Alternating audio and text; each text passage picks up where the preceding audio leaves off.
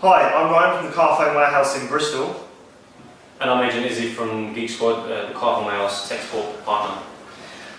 This year's most exciting smartphone, the iPhone 5, has just been announced, and we're here to show you what to expect. So, we'll be answering your questions throughout the live feed, and if there's something you'd like to ask us, please do so in the comment section below, and we'll answer those questions as soon as we can. so we're going to start off by talking about the hardware around the new iPhone 5 and what it means to you. So the first things first, the design element. The iPhone 5 is a much longer device, so it means that you can see more apps at the bottom, and the width has not changed as much. Now, the reasons why they haven't really changed the width of the device is, from customer feedback, it seems that the wider devices are harder to hold in your hand, which don't really give you the best experience. What Apple are saying here is they've gone for the larger screen to give you that better experience with videos, photos and games, but they've resisted in going wider, so you can still hold it naturally in your hand. And the other thing as well is that this is a quote from Apple, it's 7.6 millimeters thin. This is the world's thinnest smartphone, and again it's a quote from Apple.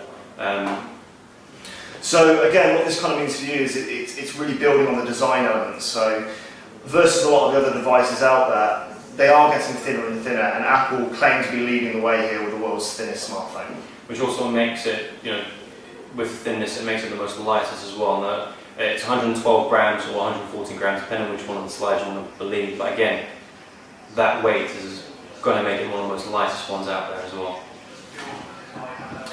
So again, just to kind of reflect on the size there and the weight, what it's going to mean for you on a day-to-day basis when you're carrying around this piece of technology that integrates so many different functions. Again, it can fit into your lifestyle well. You aren't carrying around something that's really heavy, and it's still, despite having the larger screen, it's comfortable to use on a day-to-day basis. So with the screen resolution, Apple say it's 326 ppi. Against the S3, it is the highest ppi at the moment, and the 1X.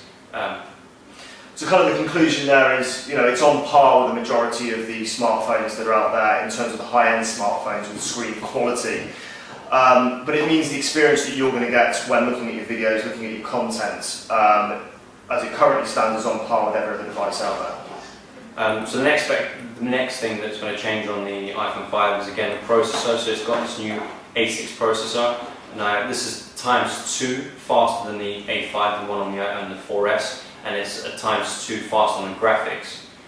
So if you're a game player or if you're recording, it's going to mean that you're going to get more smoother shots. So in this kind of app culture that we live in at the moment, where smartphones are really being driven by the available apps and the available content that you can download, having the faster processor and having the faster graphics means that the developers, the people who produce these applications, have more power to use to ensure that you get the very best experience. So for us, we really see this as a real step forward in regards to what the device is capable of, but we're really not going to see that until A, we've got it in our hands and we can compare it to other devices, and B, the developers have had the chance to work with this extra power and actually produce new things for the device. So looking forward with what the likes of Nokia, the Samsungs, the Sonys, the HTCs are going forward, and everything's about camera image, right? The cameras and taking pictures and sharing your pictures. With its new A6 processor, it's got its own image processing, image graphics processor. What that means is basically that your picture is going to be a lot more better, a lot more smoother, a lot more sharper. So when you're taking pictures of your kids, they're not as fuzzy, should we say.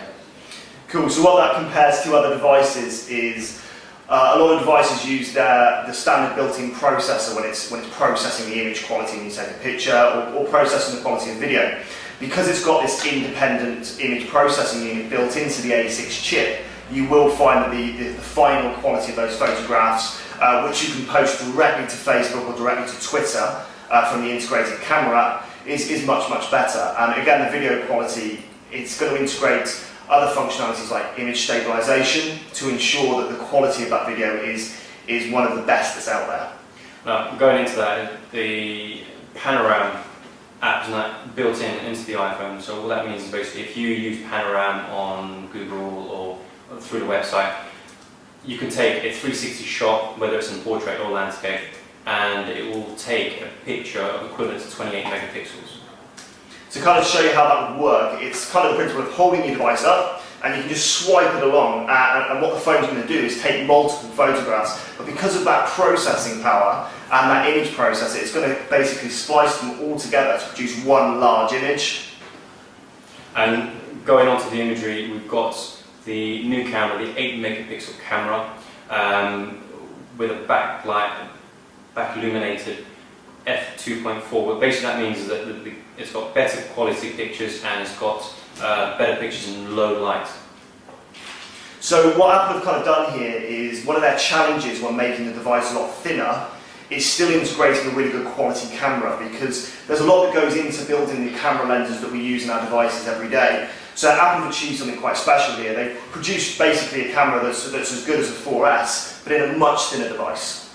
And going on with that, which is as a photographer, I love this very much. They've gone and made a sapphire lens cover for the camera. So the sapphire is, for those of you who've got very high-end watches, you know that it's very scratch resistant, which it's a key, especially when when your phone's in your pocket and you don't have the case. The last thing you want is it scratches and you get very bad pictures taken out of it. So again, this kind of builds back into its design element. So to conclude around the looks of the device, it's thinner, it's lighter. There's a couple of weights we've been given, so that is to be confirmed. But off the back of that as well, they're using clever design features like the sapphire glass I mentioned before to cover the camera. So again, in real life, what it means to you is that, if it's going into your bag, into a pocket, there's less chance of keys or coins scratching that lens, because as soon as that lens is scratched, that's going to impede on your photo quality until the end of the life of the device. So I think it's a one-up for Apple here. They've done well there. And with design build as well, there's two options now. So the black one, we're looking at with aluminium anodized feel to it, and then the white one is going to be completely aluminium with a white bezel. And with the iPhone 4S, if you had a white one, then the silver trim was fine with it. If you had a black one, the silver trim didn't really look nice. Now the silver trim matches depending on which one you get. So what that kind of means, if you've got other Apple devices, for example the iPad, when you have a white iPad, the back is still the silver aluminium colour. So you'll find that with the white iPhone, but the black iPhone does have a black anodized back. So again, they've kind of focused down on the design here. Yeah. Moving on, my personal favourite, should we say, with the new features of the iPhone 5 has got to be around the camera now. As someone who loves photography, loves recording, loves video, I think the new camera that they have on the back, it's a full HD 1080p with face detect, and the new feature that they have is that while you record, you can still take pictures. And in addition to that as well, they've also upped the camera on the front. So the forward-facing camera primarily are used with apps to kind of take fun shots, as well as using FaceTime. Now, FaceTime is a feature that Apple pulled out of the hat at worldwide developers conferences over the last couple of years.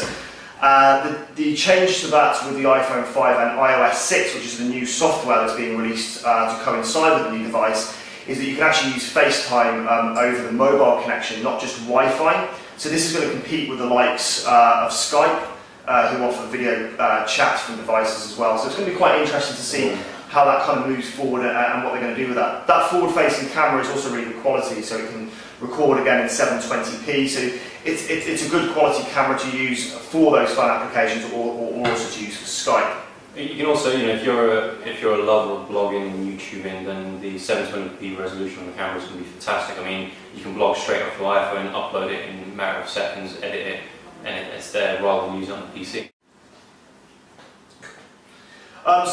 So just to conclude, the device seems to be a large update from the iPhone 4S. Potentially putting it market leading versus other devices, but time will tell. We need to compare them together. We need to see what they produce. We've got one question coming in saying how much memory does it have. There wasn't much talk about memory as such. However, this looks like it's going to be the same as the 4S, so 16, 32 and 64. But again, come to the 21st of September, that's when we know exactly what it is. So that's kind of a to be confirmed, as it would say. So as I mentioned earlier, there's massive changes, massive updates in terms of the size, in terms of the design, in terms of processing power, while sustaining a decent battery life. At this stage, we do offer pre-orders. Pre-orders are available from our website at carphonewarehouse.com. And pretty much, thank you for joining in, thank you for listening, thank you for your questions, and anything else that you may have, any other questions, please pop into one of the Clothing Line stores or one of the precincts, and we'll be happy to answer all your questions. Thanks very much. Thank you.